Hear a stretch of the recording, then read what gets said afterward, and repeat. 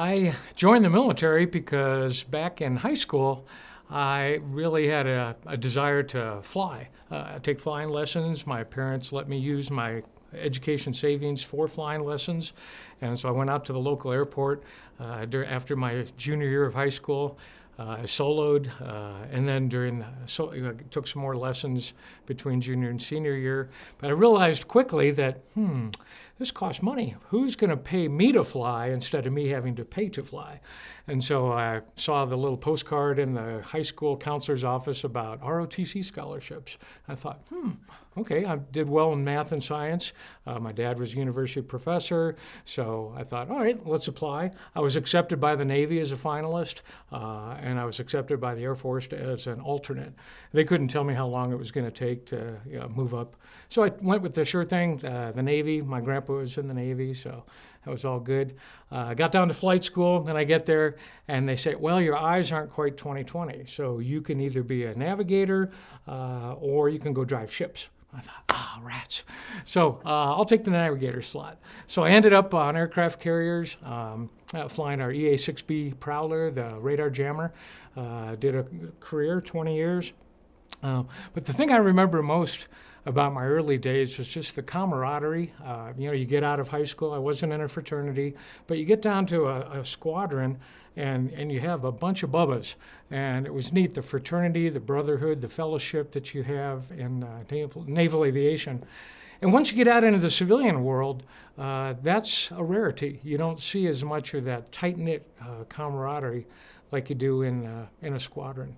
So anyhow, I was really thankful for that group of friendship, learning, getting to travel the world, see all kinds of great adventures, including going up on Mount Suribachi in Iwo Jima. So it was a great career. Met my wonderful wife halfway along, and so we got married. She was a Navy wife for the last 10 years. And then the neat thing was getting to do my final assignment here at Cheyenne Mountain, working for NORAD. That's how we ended up in Colorado Springs. And then I said, well, hung up the uniform, want to move back to Minnesota? And she said, no, thank you. So that's why we're here. One of the moments that had a lasting impact on me, a positive impact, was we had a change of command after my first squadron tour. The skipper was moving on. And he went through and he shook the hands of every one of us officers, every member of the squadron, too, all the enlisted. And when he came up to me, he said, TJ, you're going to be a commanding officer one day.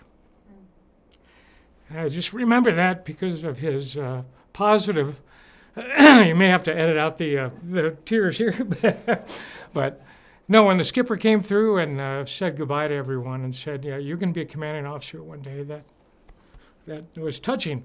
And it made me realize the power of positive compliments, reinforcement, positive encouragement.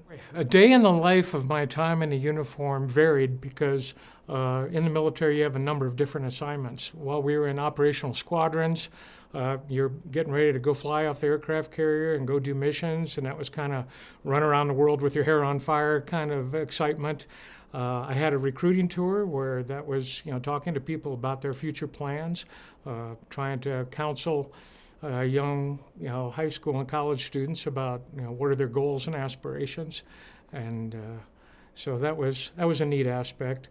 And then we had, the tour up in Cheyenne Mountain in NORAD, where you're learning about, the world doesn't just revolve around an aircraft carrier, which is, was my exposure for the first many years.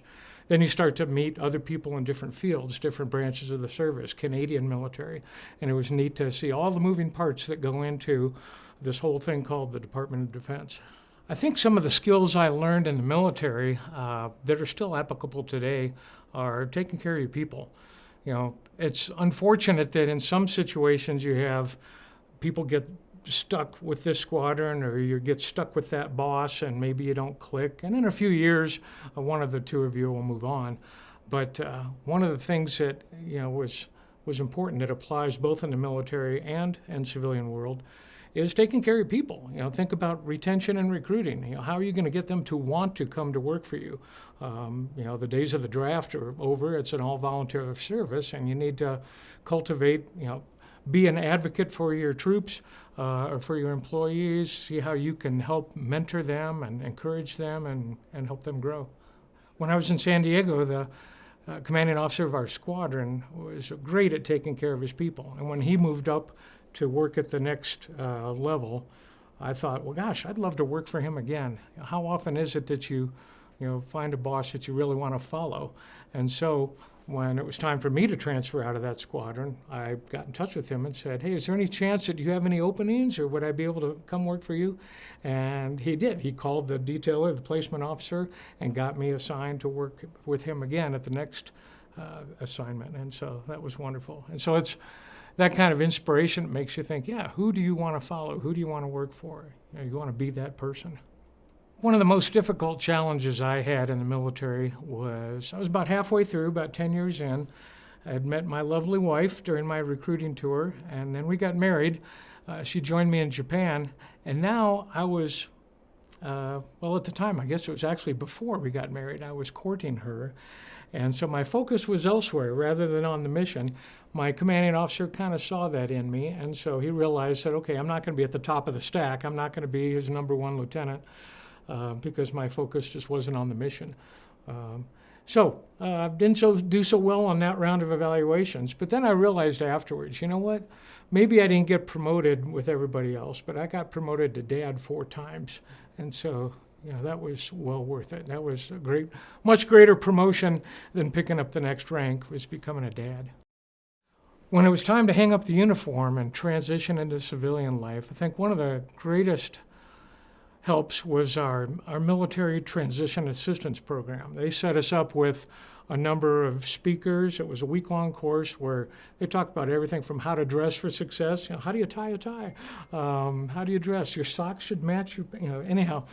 There was this transition assistance program, and they helped introduce you to the Veterans Affairs people, to job interview people, to talk about your resume, to apply for VA disability. But that was a great assistance.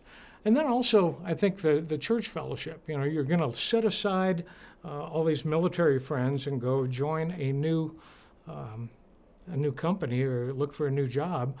Who do you have that's going to stay with you during that time? And that's where having good friends, neighbors, church fellowship was key. It's the thing I would hope that more civilians understood about military life is the challenge of the deployments. When you have to say goodbye to your wife and kids and you won't see them for months, that's tough.